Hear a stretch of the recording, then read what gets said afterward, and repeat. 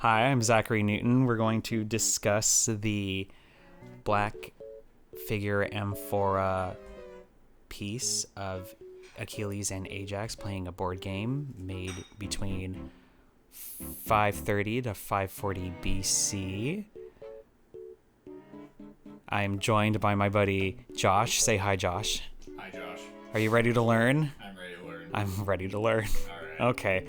So, we're going to discuss the piece. We're going to discuss where it came from, who made it, what was it used for, where was it going, and what was the story behind this piece and, all the details about it. All right. Sounds fun. Let's go. Art is so exciting. It is. It's great. Yes. Okay. How much do you know about Greek mythology? I read one fable when I was in school, and I don't remember which one it was. Well, I'm disappointed in you. I am too. Okay. I need to go back to school. Do you know anything about Greek mythology? Can I call a friend? You can call one friend. Anyway, we're going to discuss this piece. It's Achilles and Ajax playing a board game made between 540 to 530 BCE. That's before Common Era. Oh. Yeah. All right, so anyway, it's a piece of these two heroes from Homer's Iliad, which is a fable. Fables were known for kind of having the moral of the story is don't steal or do drugs.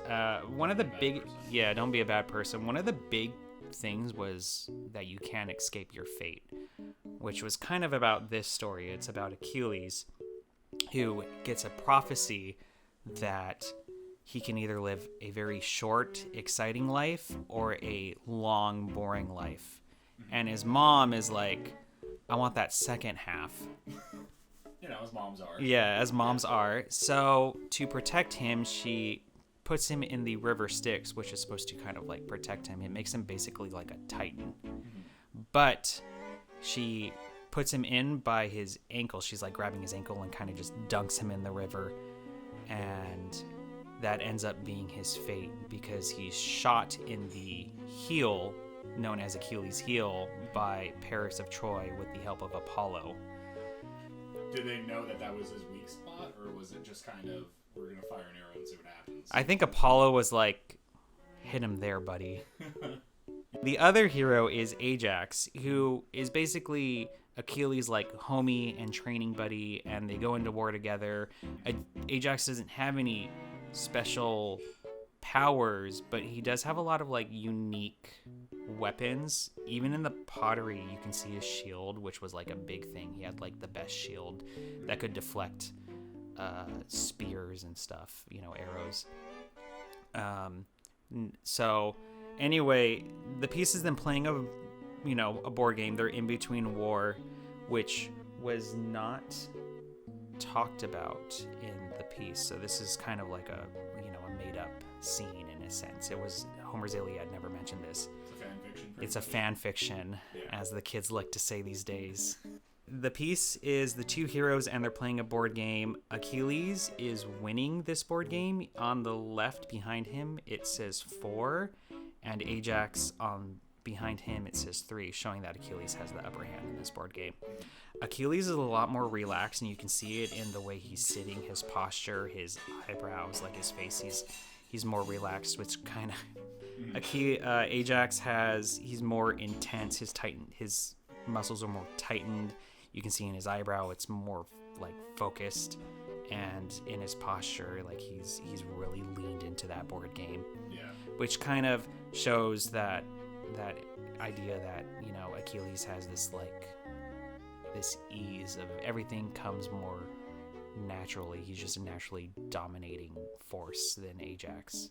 The piece is made in the geometric area period, which was all the rage. It's these areas on the neck and the lip, which is this really intricate design.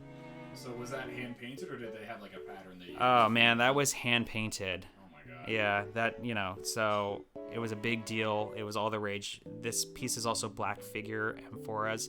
Amphoras was a type of pot that was also all the rage for its time, and black figures was also a big hit. So basically, this piece is like a triple threat of like, yeah, it was big, and you can even see in like the armor, how intricate it is, So it was made with terracotta and then black slip, and terracotta would go through like these. This whole thing went through usually a minimum of 3 firing process, which so a lot of work went into it, and then. So it was made with slip, which was usually like an Achille polish or soda made with silicone and like black oxidization or iron, which gave it that, black thing, polish to it. And then they would burnish it, which is like rubbing something like a smooth stone on it to give it that glossy finish. Okay. Yeah. So a lot of work went into this. The artist was Ezekias. Do you know anything about Ezekias? I don't. Well, my art history's weak. Well, you still get a gold star for. I appreciate it. Yeah. For trying. For trying. Okay. All right. You get a gold star. So Ezekias was a famous potter for his time and considered a master. He only made 2 pieces where he made the pot and painted the pot, and this is one of them. Okay. He also made other pieces that I will show in the slide. It will be this and this and this.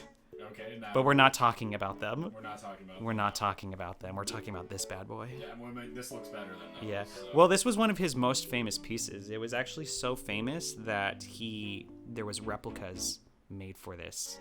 That's crazy. Yeah, almost 150. So Ezekias was a famous potter. He was known for 2 pieces that he made often. One was Hercules. He was a big fanboy of Hercules. Naturally. And then, of course, and then, it was stuff like this, the Trojan War. He liked to make art regarding the Trojan War. Mm-hmm. You can tell it's Ezekias because Ezekias is one of the very few potters who signed his name on his pottery. It was super rare for an artist to sign their name. So this piece is an amphora pot, which was most commonly known for holding certain goods like wine or olives, kind of transporting them. And that was like its big thing. They made a lot of those pieces. However, they mass produced them. However, a lot of them didn't survive the time period. Yeah. So there's only so many left on this, on this planet now. But yeah, amphoras were all the rage back then. Yeah. Yeah. That's crazy to think about, though. Yeah. So many pots are probably made like that and just don't exist anymore. Yeah. Well, so one of the big things was that these pots tend to be commissioned by the Etruscans, which is now modern. It's now in modern day Italy. Etruscans were big partiers, so a lot, and they really were into art. And it would make sense because, pieces like these that hold wine or goods, they were probably using them for their big parties. Yeah. So this piece was commissioned by the Etruscans, and it made its way all the way across the Mediterranean Sea, and it was in a tomb in Chiusui, which is now common day Italy. Right. Yeah. So they think it was used as like a funeral piece. I mean... Or a burial piece. I don't know what that says about the person that was getting buried, but... They could have been really into Greek mythology. They could. Yeah. They could have also been fanboying about that. Yeah. What's interesting is that, like, mythologies and religion, for hundreds and hundreds and hundreds of years has always been it's always been a hot art piece, and we think there is some influence even from, like, the Egyptians about, like, gods and fables. Yeah. Yeah. That's my piece. This is me signing off saying,